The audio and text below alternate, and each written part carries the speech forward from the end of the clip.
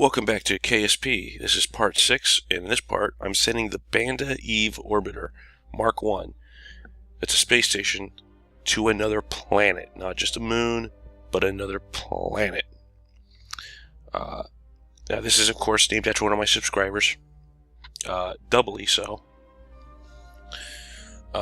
This first part, I'm doing some experimentation. I'm actually doing all this commentary after the recording and editing.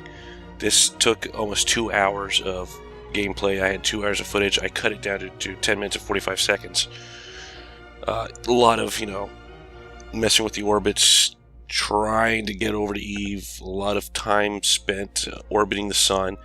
The in-game time for this mission was 2 years and 60 days. That means that these poor Kerbals have been in space for a really long time, and with no bathrooms, no food. I don't want to know how they're surviving. We did get lots of science. Got some docking ports on there in case I ever need to send a station out to refuel it. However, I was able to use the NASA parts, which are basically a Saturn V rocket engines and fuel tanks, to get to Eve, or most of the way to Eve.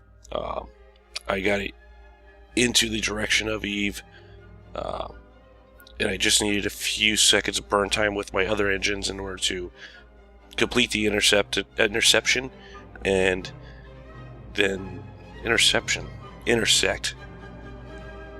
So here I'm trying to do some science to unlock another part. Something really funny happens here.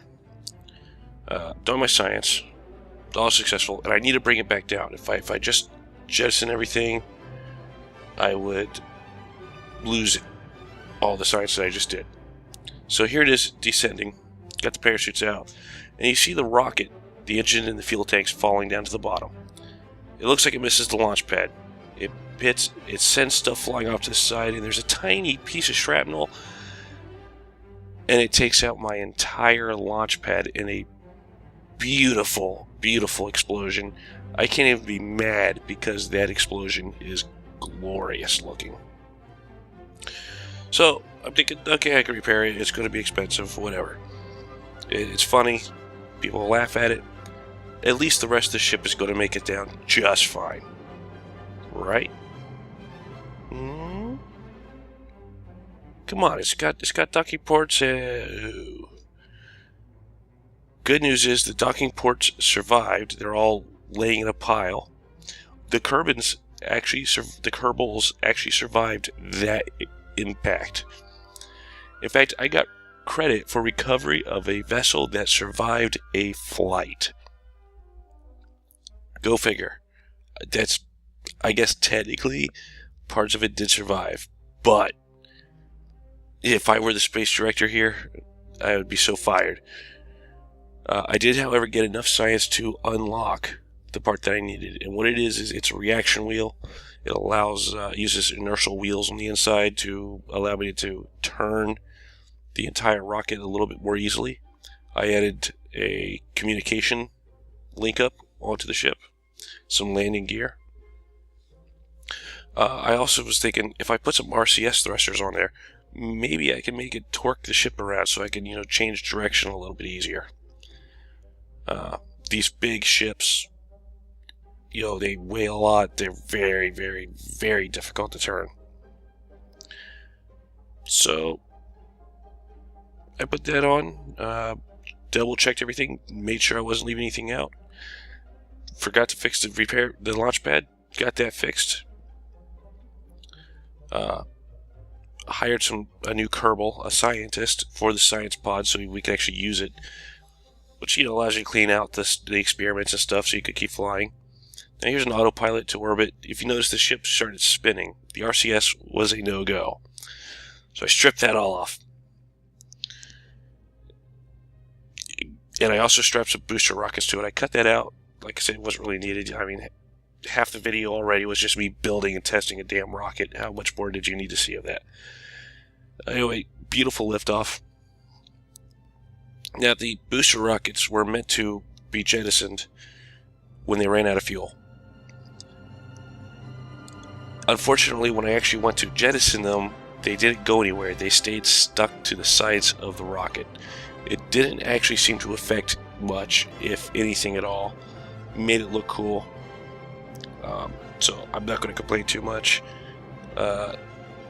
This rocket has had enough fuel in it actually to get me most of the way to Eve. The actual station's thruster I've only had to use for like 5 seconds worth of burn time in order to finish the intersect with Eve and get into the orbit. A little bit of adjustment on the orbit. Everything else is done. Now this blue planet over here, that's Eve. That is where I'm going. From the white line to the purple line with the dot. And a little wheedly. Had to do it. Here's what the ship looks like in space. It's magnificent looking. Looks really cool. Turns like shit, but whatever. Here's the actual space station in the final approach to Eve, or next to final approach to Eve. I'm setting up a slingshot maneuver around the sun. And if you notice, I'm not doing much of a thrust. I'm less than 50% thrust. I'm just sitting that little orange dotted line is actually intersects me with Eve. But if I miss Eve, I will actually slingshot around the sun and go back to Eve. Very, very nifty trick there. So I'm using, an 1/8 to a 1/6 of my tank doing this burn at this low rate of burn. It's not a huge thrusty engine. It's just it's like what, the Poodle or something like that. It's big, but not massive. Now here it is, final approach to Eve. You can see it off in the distance there. Warping, getting really close. This is still going to be a high orbit over Eve. And you see the little eyeball over there. The high orbit means, as you see, good ways away from it. However, good enough to do some new science. I've done a lot of science on the way over here. Deep space and now high orbit. In a little bit, I will be actually going in for a low orbit, about 150 kilometers over Eve. And it's a beautiful planet. Love the look of the purple. Very difficult to actually land on because it's got a very, very dense atmosphere. And the atmosphere makes it very difficult to fly through. The gravity on Eve is very, very strong.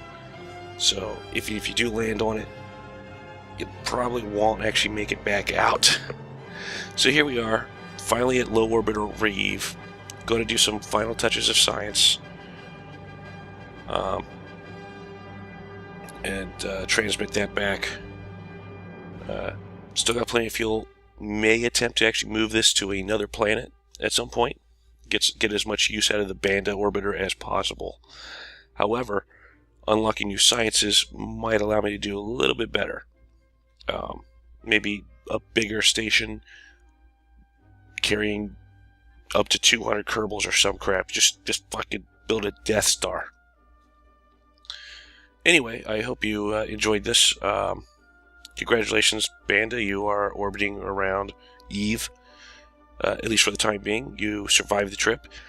2 years and 60 days in game. It's insane. Those poor Kerbals have been in space.